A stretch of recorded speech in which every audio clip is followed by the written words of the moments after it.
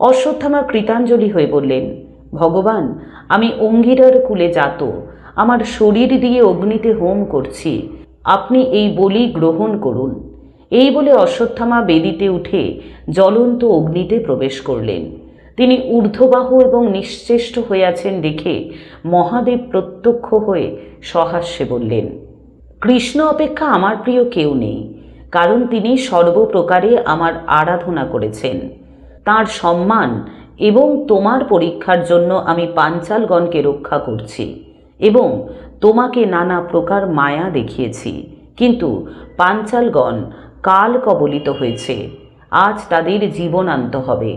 এই বলে মহাদেব অশ্বত্থামার দেহে আবিষ্ট হলেন এবং তাকে একটি নির্মল উত্তম খড়গ দিলেন। অশ্বত্থামার তেজ বর্ধিত হল। তিনি সমধিক বলশালী হয়ে শিবিরের অভিমুখে